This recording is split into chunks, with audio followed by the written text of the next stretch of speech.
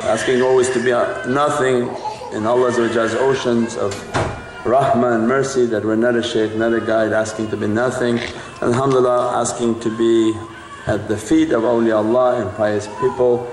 Always reminder from myself that any teaching is a reminder always from myself, and very important to always show that who is the teacher, that we always have to have our teacher present with us. If he's not physically with us but he's always spiritually praying for us and watching over the association, it's important to know that he's the teacher and that none of us are the teacher, and that we are asking to be at their feet and to be dust at their feet, and that anything good from their teaching is from them and anything bad and incorrect is from our own ignorance, my own ignorance.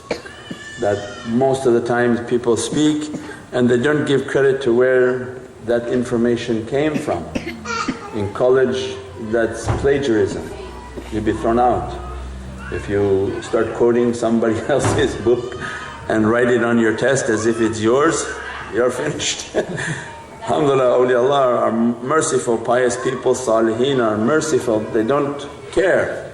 But we care because we are accountable in Allah's presence.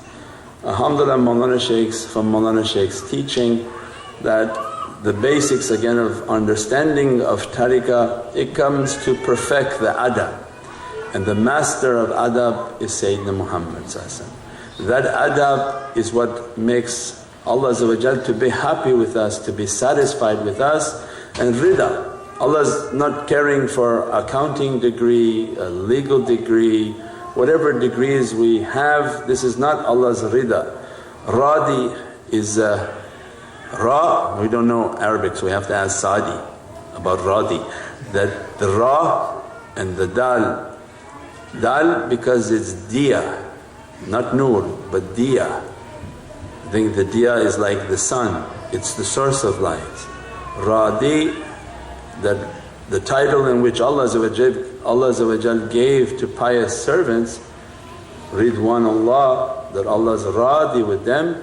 They have from rububiyyah, the ra means from the lofty and lordly realities, and the dal which is the source of light, the diya, that Allah grants to their source, their soul, an emanating light. Not a reflection but an emanating light, and that is what we are in search of, is that Allah grant us rida and satisfaction.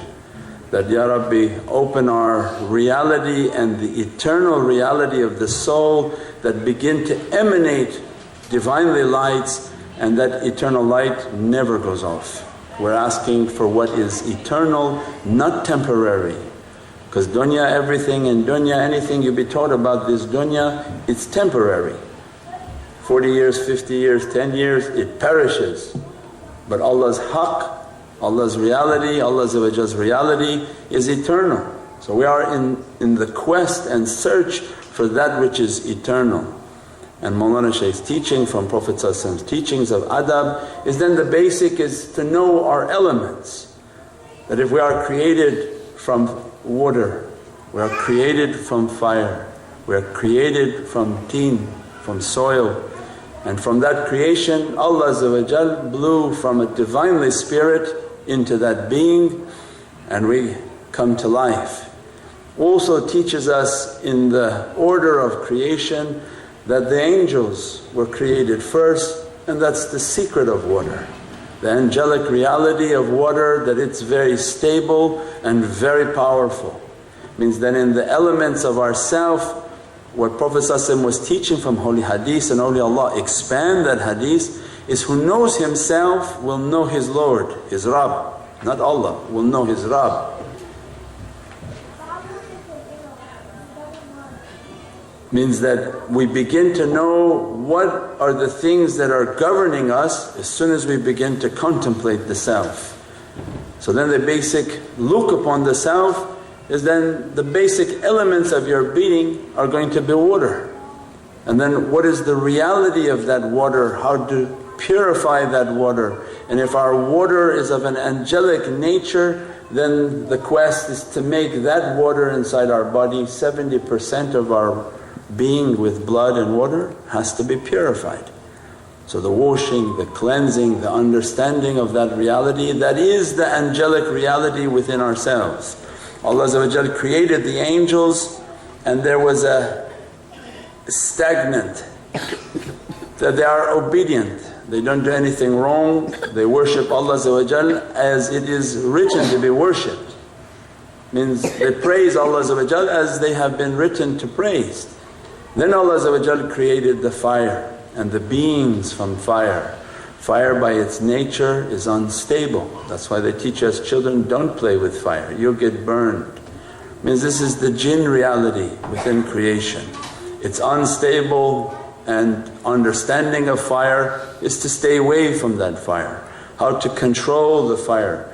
Then if our being has a fire within it and the reality of that being within it, they come into our lives and teach us that the quality of your being is going to be based on how you control that fire. Means if the water within us is stable and purified, we spend our life in zikrullah, in purification, what you eat, what you drink, to purify the body. Then they begin to teach that the fire within us, that if you can't control the ghadab and you can't control the anger, that your fire going to be raging.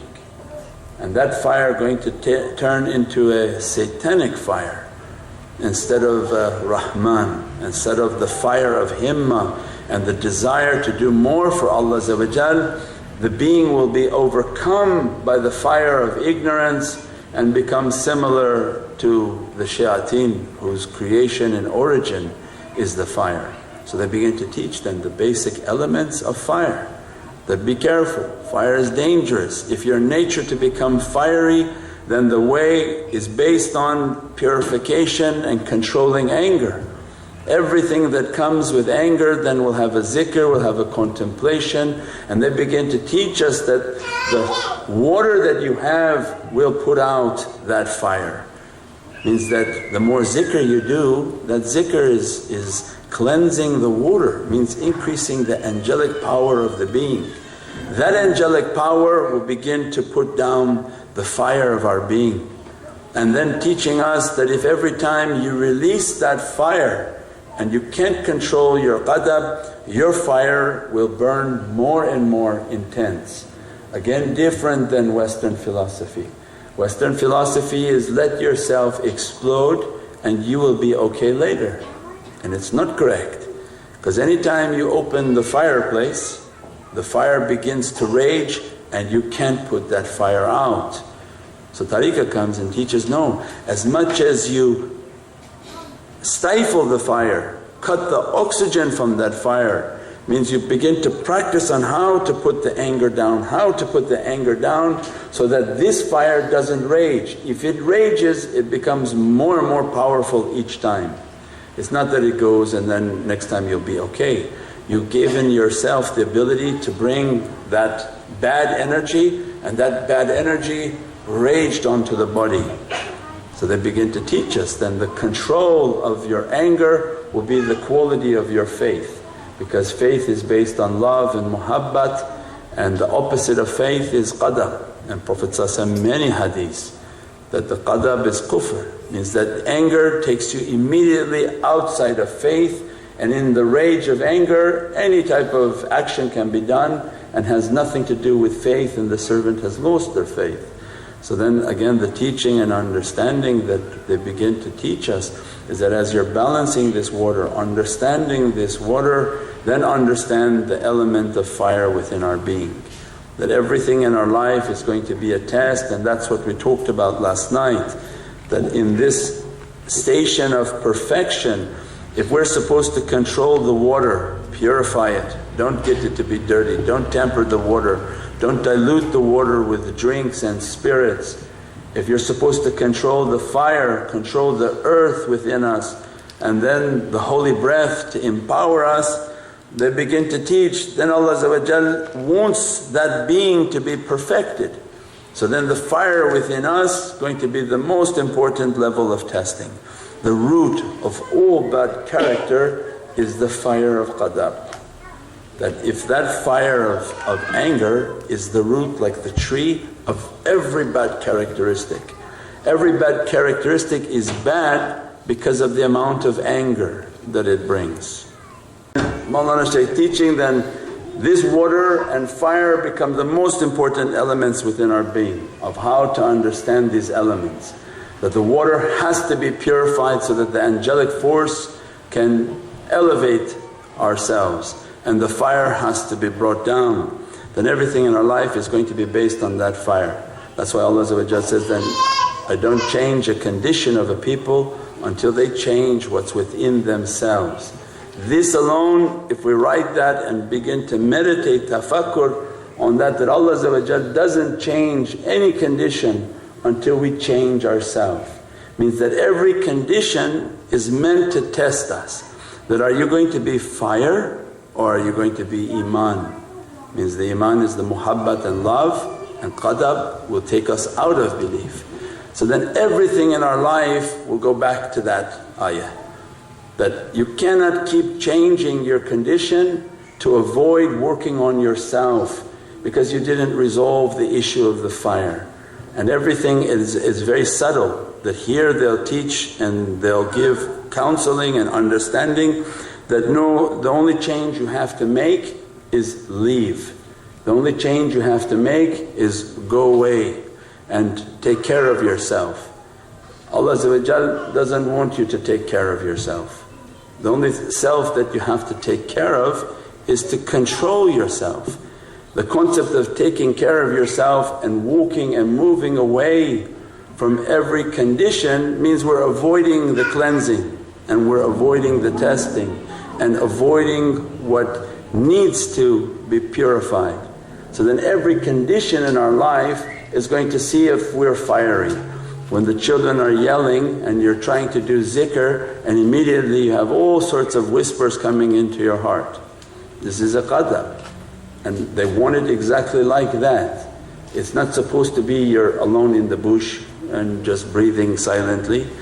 They want to test everything, because we come thinking that we're very high stations, that we're coming, that we're so purified and so great that as soon as we sat down and we begin to chant, somebody spills somebody spills something, somebody screams over there, something else happens. Means every possible agitation, that's just in this room. Then when we go home and when we go to work and everywhere we go, it's time for purification. It's a misconception that we think that if we have a majlis or we have a circle, we have a zikr, that we put our hat, we put our Sufi clothes, sunnah clothes, and we come somewhere, but everywhere else we are allowed to be crazy. That's incorrect. There are certain countries, as soon as the plane leaves they all start to drink and they say, we left Allah there, now we're going into the lands where Allah's not there. And they say they get so drunk on the plane that the employees are amazed at how these people from this country can do that. Means this is not the maqam al-ihsan. The maqam al-ihsan and the faith is that Allah is everywhere, and every moment of my life is a time of purification. What I do at work, what I do at home, what I do everywhere, Allah is looking, seeing is this is iman or this is qadab. And every time the fire and rage sparks, again teaching us that we have to bring that fire, that anger down, those bad qualities down, and our whole life is based on that. So there's nowhere to run. If we're trying to purify ourselves and take the fire away, where are we running to? Anywhere we go, we are bringing that fire with us, and that fire just accompanies us in our life and in our difficulties, and that difficulty keeps coming. So then the understanding of the water, the fire, and then Mawlana Shaykh's teachings is then understanding the teen. وَخَلَقَ الْإِنسَانَ مِن teen. Means that teen is a purified nur. It's the ta noon, Tun. Teen means the purified ta from Sayyidina Taha. Allah is purified, hadi. The noon is the nur. So that teen is a very purified soil that Allah is saying, I created you not just from any soil, it's a very purified soil. That soil then becomes the miraculous nature of our being. That's why وَلَقَدْ كَرَمْنَا بَنِي آدَمَ, that Allah says, I have made you a very noble creation, because your creation holds many realities within it. That the teen is able to hold the malaika, because the water, it's able to hold the water nature of the body. Means if that water comes onto the teen, immediately things grow. So then Allah says, look at the signs, wherever you put water, the soil, something grows from that soil. That teen can also put out fire, so it becomes the balance, because it's from the taha of Sayyidina Muhammad. It's the purified soil, the purified reality. That is the mizan that carries this reality. It means we are like the scale. Allah is saying, you're not just a regular creation, I'm trying to show you that within your teen I put an angelic reality. It means you're able to now hold an angelic reality. If you purify yourself, this angelic reality will support you. I also put within you a fire. If it overcomes you, you become shayateen, you become shaitani, you become naughty. And if you're able to subdue it and control that fire, you'll be granted a himma, because that fire becomes the fire of ishq, the fire of love. It becomes the fire in which you're able to move and to do things for Allah, and that's the controlling of anger. If the anger doesn't allow you to burn and it just burns within your heart, it gives you an energy and it becomes a source of fuel to lift the being towards its heavenly realities. So then the soil within the body is the balance. That's why in the wudu and the purification is either water or teen, because either the water going to put out the fire or the soil will put out the fire. Then Allah says, look in the garden, when you pour water, what grows? Means the reality that can grow within us, unimaginable. So then the balance and the scale is how to balance this water, how to subdue the fire. And then Allah says, then from that reality I blow into you from my Holy Spirit. Means that breath of the Divine, once it becomes and enters within the body, then brings the level of perfection from maqam al-Islam, iman wal ihsan.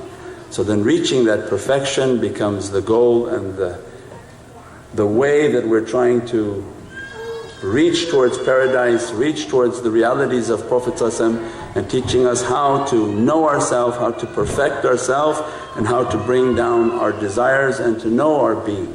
How to bring that water, how to control that fire, how to perfect the soil, the physical nature of the body, and then the perfection of the breath, where every spiritual path and everything is based on the nafas.